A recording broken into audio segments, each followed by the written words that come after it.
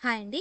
మీరు షార్ట్‌లో చూసే ఉంటారు. నేనేం చెప్పానంటే 6000 క్యాపిటల్ వైప్ ఔట్ అయిపోతే వైప్ ఔటెడ్. లేదు అనంటే ట్రేడింగ్ ఏదైతే చేస్తానో అవన్నీ కూడా నేను రోజు వీడియోస్ పోస్ట్ చేస్తాను. ఒక డే బిఫోర్‌గా ఆఫ్టర్‌గా పోస్ట్ చేస్తూ వస్తానని చెప్పాను. సో, ఫ్రైడే ట్రేడ్స్‌ని ఈరోజు నేను పోస్ట్ చేస్తున్నాను.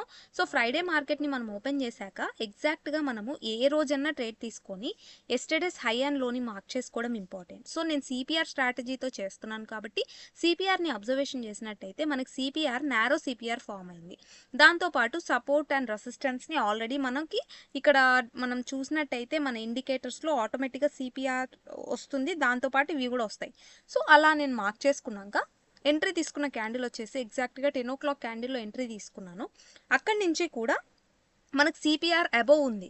సో, సిపిఆర్‌కి పైన ఓపెన్ అయినాయి అని అంటే క్యాండిల్స్ ఖచ్చితంగా బులిష్ పర్ఫార్మెన్స్ ఇస్తుంది అని అర్థమైంది. అది కాక ఇక్కడ సపోర్ట్ 25,600 అనేది మనకు క్రూషియల్ సపోర్ట్. సో, ఇక్కడి నుంచి కూడా ఎంట్రీ తీసుకున్న క్యాండిల్ ఇది.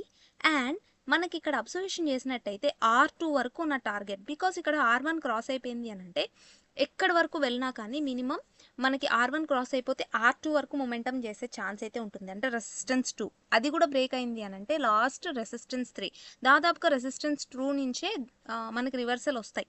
కాబట్టి నాకు తెలుసు కాబట్టి ఇంతకు ముందంతా నేను ట్రేడ్ చేశాను కాబట్టి స్ట్రాటజీతో ఈ క్యాండిల్లో నేను నా ప్రాఫిట్ని బుక్ చేసుకున్నాను. సో, ఓవరాల్గా ఇది అనమాట.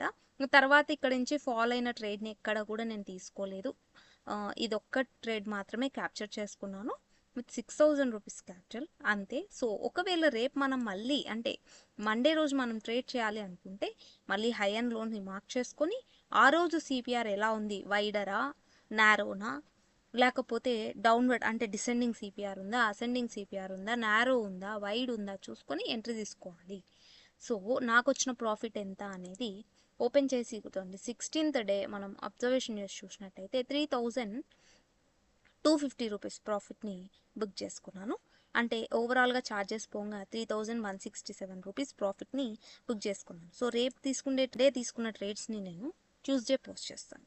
Thank you so much. Follow for more. ఏమైనా డౌట్స్ ఉంటే కామెంట్స్లో చెప్పండి.